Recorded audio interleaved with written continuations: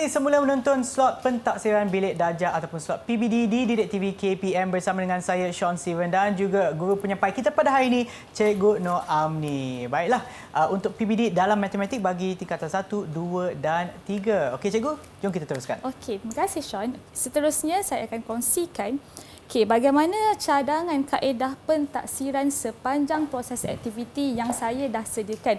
Kalau tadi saya dah kongsikan apa aktiviti, sekarang saya akan kongsikan bagaimana kita ingin merekodkan pentaksiran kita telah lakukan sebentar tadi. Okey, antaranya adalah instrumen pentaksiran secara pemerhatian dan lisan. Cadangan yang saya cadangkan di sini adalah saya akan menggunakan senarai semak. Apa yang dikatakan sebagai senarai semak di sini ialah saya akan sentiasa membuat catatan di rancangan mengajar harian ataupun saya akan mengambil senarai nama bagi setiap kelas dan saya akan catatkan bagaimana tahap penguasaan murid-murid sepanjang aktiviti tersebut. Okey, ini adalah antara contoh pemerhatian dan lisan. Okey, tadi saya ada kongsikan kepada para penonton bagaimana saya mengajukan soalan yang berkaitan dengan topik yang saya jalankan. Okey, ini adalah contoh soalannya. Okey, saya akan tanya murid apakah maksud kadaran. Maka murid secara sukarela akan menjawab okey, yang apakah maksud kadaran. Manakala saya akan ajukan juga apakah persamaan dan perbezaan antara nisbah dan kadaran. Ketika itu kita akan melihat bagaimana respon murid. Adakah murid perlukan bantuan daripada rakan untuk menjawab soalan ataupun murid boleh mengeluarkan dan juga menjawab maksud-maksud tersebut dengan menggunakan ayat sendiri. Okey, seterusnya bagaimana contoh instrumen pentaksiran secara bertulis. Okey, sama juga macam tadi.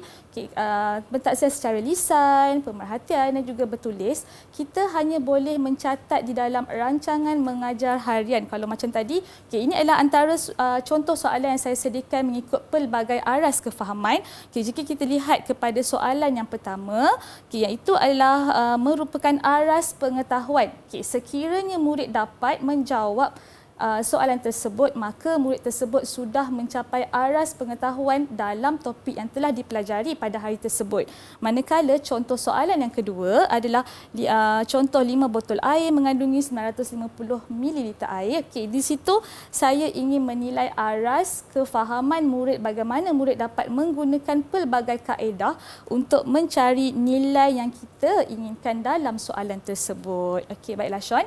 Okey, diingatkan untuk subjek matematik, seorang guru tidak boleh memberikan standard prestasi iaitu tahap penguasaan secara keseluruhan.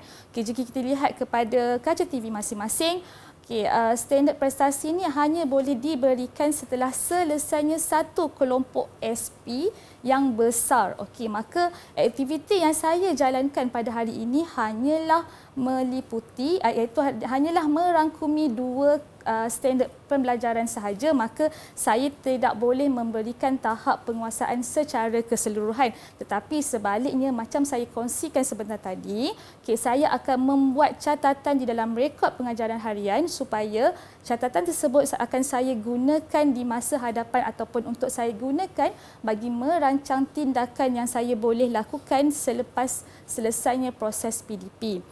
Okey, kebiasaannya ramai guru-guru dan juga ibu bapa yang mungkin tersalah faham konsep PBD.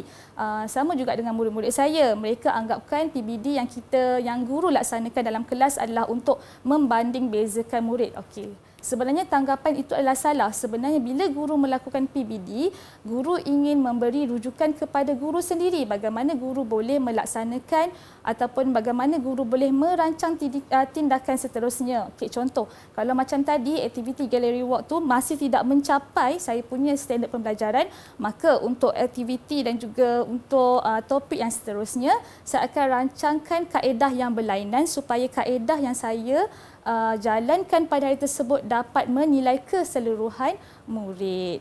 Okey, bagi saya PBD ini memang amat sesuai dan juga amat membantu saya sepanjang proses mengajar kerana macam saya bagi tahu tadilah, kita sentiasa boleh menilai tahap penguasaan murid-murid, tetapi Kalau subjek matematik kita tak boleh berikan maksudnya kita tak boleh berikan tahap TP1 sehingga TP6.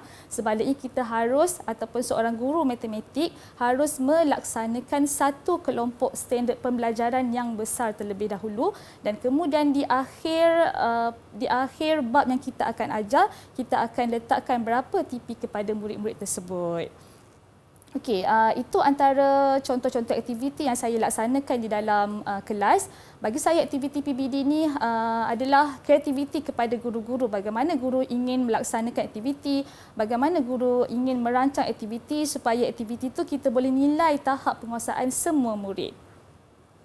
Terima kasih sekali lagi Cikgu dalam perkongsian Cikgu berkenaan dengan PBD dalam matematik, dan kepada guru-guru penonton kita, harap ia memberi manfaat kepada anda semua dan juga supaya anda mendapat inspirasi dalam pelaksanaan PBD dalam matematik, dan kita akan berjumpa lagi di program yang seterusnya. Bye semua.